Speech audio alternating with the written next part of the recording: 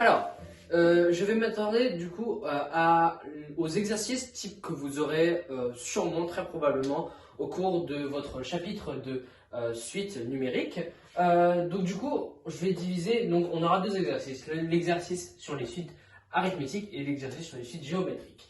Donc, on nous demande donc dans la première question de déterminer les quatre premiers termes de la suite UN est égal à 3n carré plus 7n plus 2. Donc, je vais commencer, donc pour tout n, je vais écrire comme si j'étais vraiment avec du coup toute la rédaction qui est adaptée, donc vous pouvez prendre note des rédactions. Pour tout n appartenant à n, un est égal à 3n carré plus 7n plus 2. Bon là je suis pas obligé de le réécrire mais je le mets quand même.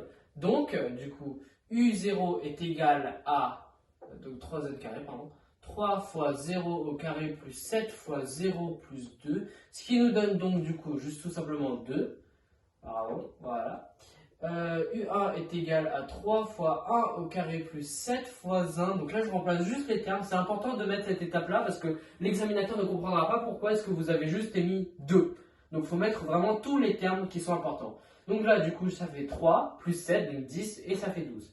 Et donc là, du coup, U2 pardon, est égal à 3 fois 2 au carré plus 7 fois 2 plus 2. Ça nous fait donc du coup 2 au carré, ça nous fait 4, 12, du coup, 3 fois 12, 3 fois 4, ça fait 12, plus 14, donc du coup, ça nous fait 26, et 26 plus 2, ça nous fait 28. Et enfin, U3 pardon, est égal à 3 fois 3 au carré, plus 7 fois 3, plus 2, et donc là, du coup, ça nous fait 9, 9, ça fait 27, ça fait 48, du coup, et 48, ça nous fait 50 avec 2. Donc du coup, voilà, c'est ça, c'est tout pour les quatre premiers termes. Donc maintenant, déterminer la variation de UN et sa limite. Alors du coup, on va calculer la variation, mais comment on fait ça? Eh bien, tout d'abord, je vais du coup déjà réécrire UN est égal à 3n au carré plus 7n plus 2. Et maintenant, souvenez-vous, je dois utiliser la technique UN plus 1 moins UN. Donc du coup, je vais commencer par calculer UN plus 1. UN, je l'ai déjà, il me l'est donné dans l'exercice. Donc maintenant, je calcule UN. Et je vais remplacer tous les n qui sont dans UN par n plus 1.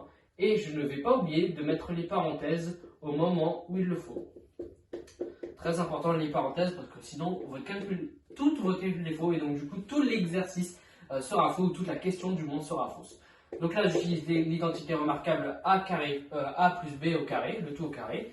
Ce qui me donne donc n au carré plus 2n plus 2, plus 1, pardon, là, 1 au carré ça fait 1, plus 7n plus 7, là je distribue, c'est tout, plus 2, et donc là du coup ça me donne n plus 1 est égal à 3n au carré plus 6n plus 3 plus 7n plus 9, et donc là je réarrange les termes, je simplifie du coup, 3n au carré plus 13n plus 12. Et donc voilà, c'est mon UN plus 1. Mais je ne m'arrête pas ici. Je continue à déterminer UN plus 1 moins UN.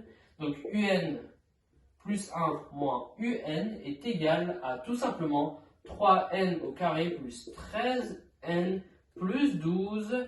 Le tout entre parenthèses, je ne suis pas obligé de le mettre, mais je le mets quand même au cas où pour bien montrer que c'est bien mes deux termes qui sont ici. Et donc vous voyez ici, là c'est mon UN plus 1 et là c'est mon UN.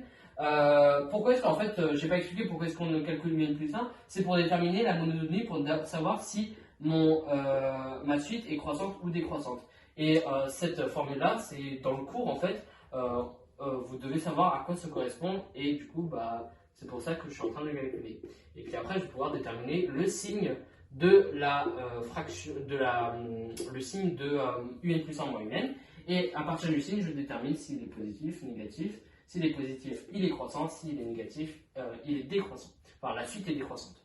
Donc là, du coup, j'ai juste simplifié en faisant disparaître les parenthèses. Et donc là, du coup, le 3n au carré, il va se soustraire à moins 3n au carré. Donc du coup, j'aurai 0. Et donc là, plus 13 moins 7n, ça me fait tout simplement 5n, il me semble.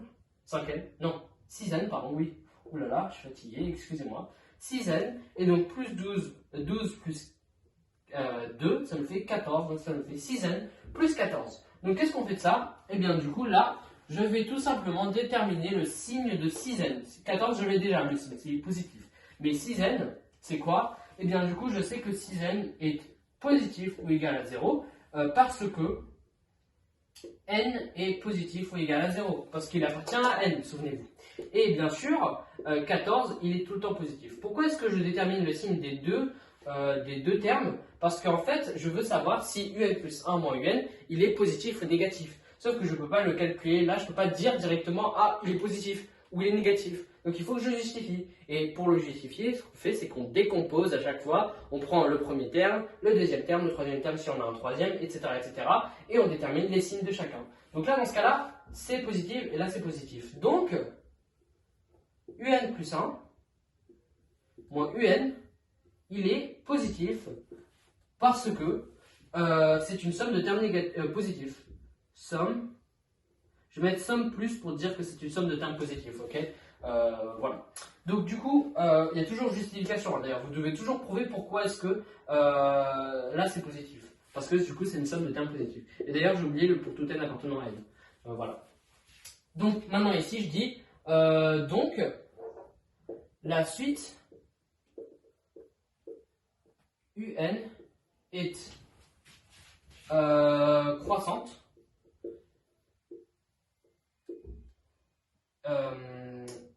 Et plus n est grand, plus les termes un sont grands. Donc,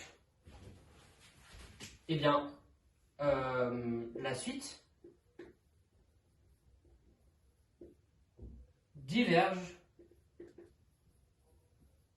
vers plus l'infini lorsque n tend vers plus l'infini. Donc lim de un quand n tend vers plus l'infini est égal à plus l'infini. Et là, je viens donc de déterminer à la fois la variation de un, qui est juste ici, je dis qu'elle est croissante, et aussi la limite de un qui est juste ici. Lim de un quand n tend vers plus l'infini est égal à plus l'infini. Donc voilà, ça c'est tout pour le premier exercice. Maintenant pour le deuxième exercice, calculer la raison Q. Et bien là, du coup, pour tout n appartenant à n, je vais tout simplement utiliser la formule un est égal à u0 fois q. Et donc du coup là, q puissance n, pardon, je vais donc du coup utiliser les termes qui me sont donnés ici. Donc du coup là, je vais écrire donc U5 est égal à U0 fois Q puissance 5. Je ne suis pas obligé de autant détailler, mais bon, j'aime bien détailler pour que comme ça tout le monde puisse comprendre. Moi, en temps normal, je ne serais pas allé aussi lentement, mais voilà, c'est important de détailler pour ne pas s'embrouiller, etc. Donc voilà, là, j'ai tous les termes qu'il me faut. Donc là, du coup, le 34, le 2, il va passer de l'autre côté, ce qui va me donner 17 quand je le diviserai par 2. Et donc là, ça me donnera 17 puissance 5. Et donc là, du coup, le Q sera égal à 5 exponent 17. Ça, sur la calculatrice, en fait, moi j'ai une TI-83. La TI-83, pour trouver sur la calculatrice, je ne vais pas faire le calcul là, mais quand vous allez pour votre calculatrice, il y aura écrit un bouton maths. Non, pardon, pas sur le bouton maths, vous allez sur le bouton Résol, il me semble. Non, je ne sais plus c'est quel bouton. Oh là là, je suis un gros trou de mémoire. Attendez, laissez-moi regarder. Il me semble que c'est le bouton. Ah oui, c'est un bouton au-dessus de la fraction, il y a écrit F. Add, je sais pas quoi, enfin F chelou, je connais pas les termes exactement, et vous aurez une sorte de rectangle gris de 4 par 4 et vous aurez du coup toutes les choses qu'il faudra taper, ainsi que du coup ce signe spécial, le radical qui est un peu spécial avec un exponent, c'est le 5, parce qu'en fait là on n'a pas un carré mais on a bien un puissance 5, et donc du coup le puissance 5 il est ici de base. Donc voilà, la raison Q c'est ça. Et donc du coup, vous le simplifiez, normalement vous devriez trouver un nombre en particulier. Exprimer un maintenant en fonction de n, et bien pour tout n appartenant à n, on a du coup un est égal à u0 fois q puissance n. Moi je mets toujours la formule du début, mais je ne suis pas obligé, donc pour tout n appartenant à n, u de n est égal à u0, donc u0 c'est 2, fois, et la raison, donc du coup là c'est exposant de 5, 17, puissance n. Voilà. Et du coup, déterminer la somme de U0 plus 1 plus du 6. On va dire que je vais le simplifier parce que du coup, peut-être que ça donnera un nombre exorbitant. Mais normalement, vous aurez un nombre entier. Je vais le remplacer par, on va dire, 3. Pour que comme ça fera beaucoup plus simple pour la somme là ici. Parce que du coup, ça va être très compliqué de ne pas pouvoir calculer la somme si on n'a pas la raison exacte. Donc du coup, là, je vais écrire il y a exactement ici 7 termes dans la suite. Donc du coup, ici je dis il y a 7 termes.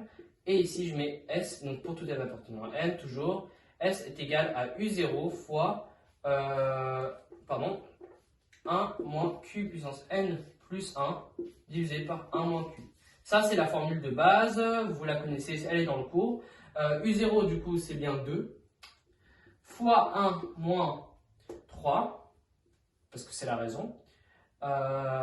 Et du coup, n plus 1, enfin n plus 1, oui pardon, du coup n plus 1 c'est tout simplement 6 plus 1, donc ça fait 7, c'est le nombre de termes en fait.